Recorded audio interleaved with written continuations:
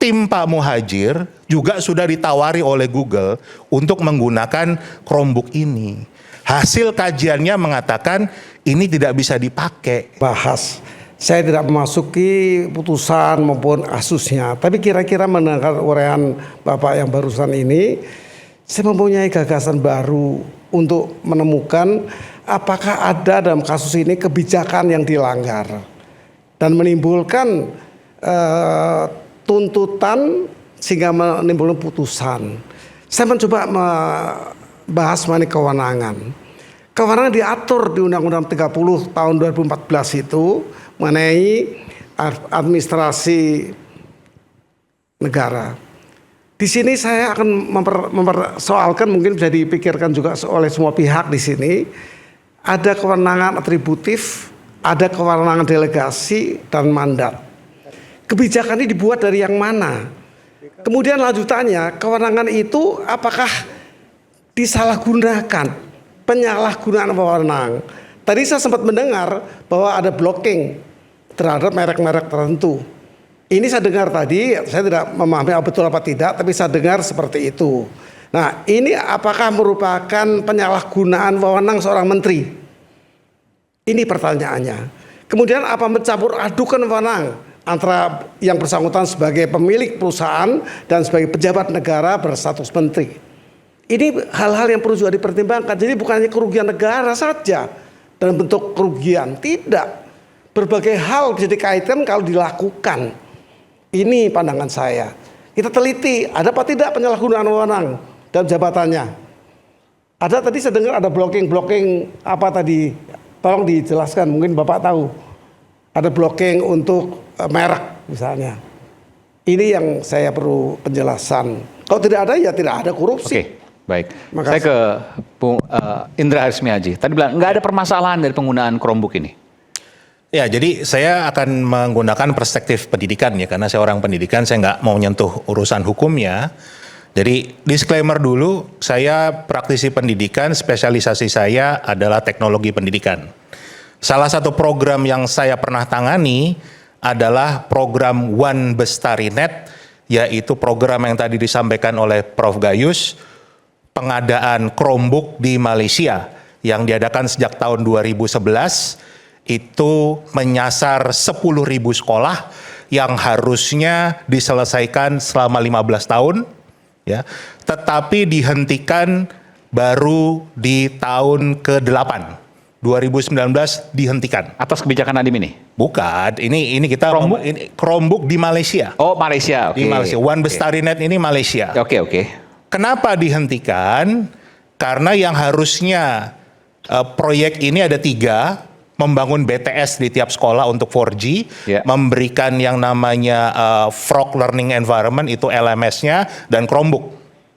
Setelah 8 tahun berjalan, ternyata adopsinya, bagaimana sekolah memanfaatkan teknologinya itu di bawah 5%.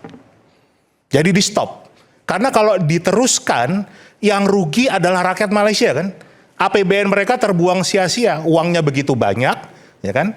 Tetapi nggak ada manfaatnya. Adopsinya hanya 5%. Beli Chromebook di Malaysia nggak dipakai, kurang lebih gitulah. Kurang lebih nggak dipakai. Kenapa? Karena dalam transformasi pendidikan itu harus 3 hal yang harus disiapkan: infrastruktur, infostruktur, dan infokultur. Infokulturnya nggak disentuh ini. Infokultur apa? Infokultur itu mengubah kultur. Budaya. Orang ngajar di papan tulis itu beda dengan ngajar dengan pakai laptop. Iya, betul. Ya kan? Itu kulturnya yang tidak disiapkan, makanya dihentikan di sana karena adopsinya kurang dari 5%. Ya. Nah, ini kan pertanyaan adalah negara mana yang begitu bodohnya mau mengulangi kesalahan yang sama tanpa membuat kajian dulu dengan baik, kan itu. Itu pengalaman saya.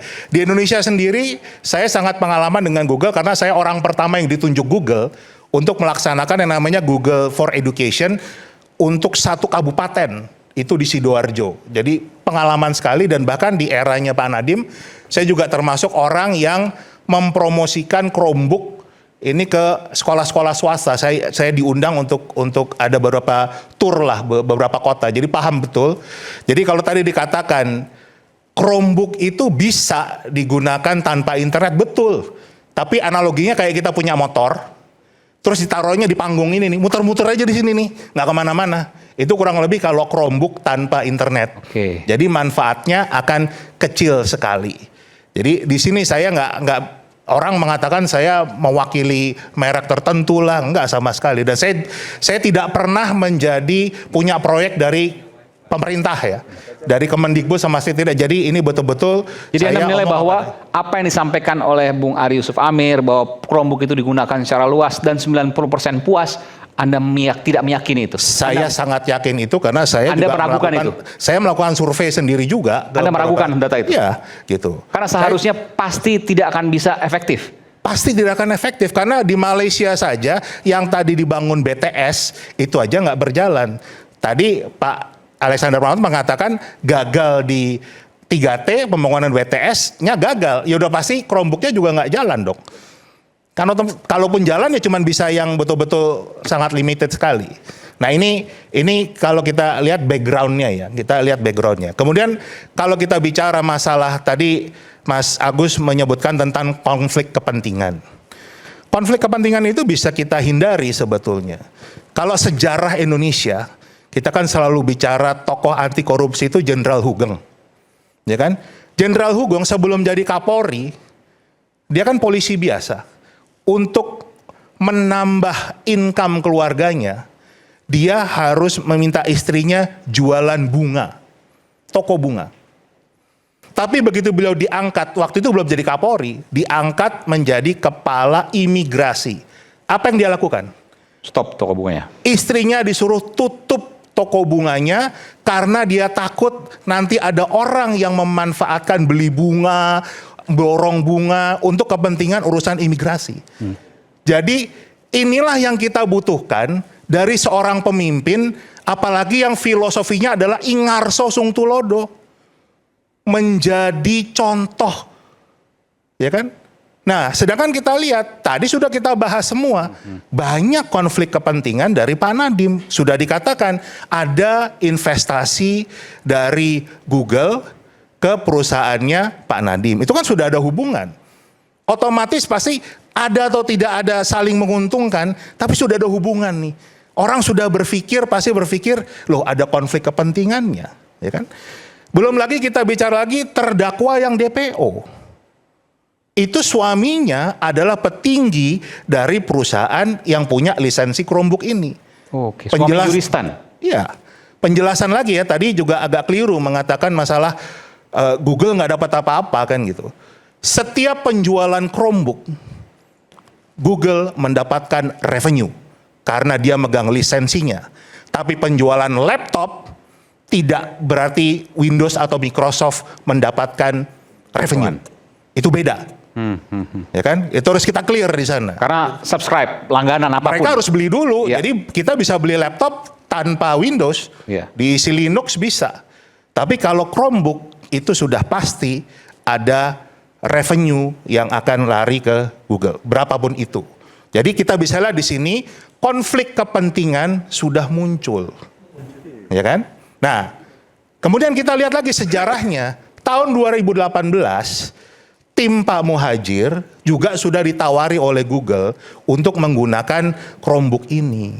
Hasil kajiannya mengatakan ini tidak bisa dipakai. Karena tadi juga belajar dari Malaysia kan.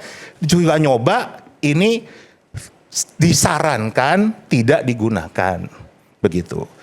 Saya bulan Februari 2020 itu diundang Pak Nadiem ke kantornya bertemu 4 mata. Saya juga jelaskan problem ini. Hati-hati Pak Nadiem, karena saya punya pengalaman dulu di Malaysia begini. Jangan Anda memaksakan kalau Chromebook itu akan dijalankan. Ini tahun 2020 awal loh. Saya sudah mengingatkan seperti itu. Ya kan? Kemudian tahun 2020 bulan Oktober, DPR mengingat, karena sudah belanja tuh, sudah mulai belanja Chromebook. Ada itu beritanya. DPR mengingatkan ini nyebar laptop tapi nggak bisa dipakai karena jaringannya nggak ada. Itu DPR yang menyebutkan itu, ada beritanya. Bulan Juli 2021 di channelnya Gadgetin itu sudah dibahas tentang Chromebook ini, laptop spek 4 juta, harga 10 juta. Itu kan bagian dari mengingatkan kan gitu loh. Ini bahaya nih, ada kemungkinan-kemungkinan yang tadi penyelewengan dan lain sebagainya. Saya nggak mengatakan orangnya siapa, tapi kan ini sudah bentuk dari concern kita bersama. Agustus 2021, saya mengundang pakar dari Malaysia untuk kita diskusikan bagaimana sebetulnya problem Chromebook ini di Malaysia. Saya kirimkan diskusinya ke Pak Nadiem sendiri, ke tim eselon satunya semua, nggak digubris juga. September 2021 dari LBH, dari P2G, jadi organisasi guru juga mengingatkan hal yang sama. Oktober 2021 ICW memberikan juga warning yang sama tentang pengadaan ini harus berhati-hati. Ya kan? Jadi pertanyaan kita adalah sudah begitu banyak pihak yang mengingatkan, kenapa memaksakan juga? Kenapa harus juga pakai yang itu dengan angka yang begitu banyak? Kita jawab itu nanti selepas jeda di tengah perdebatan yang panas. Adem ini dengan minum air mineral alami 100% murni yang dingin tanpa didinginkan. Rakyat Bersuara akan segera kembali saat lagi, tetaplah bersama kami usai jeda.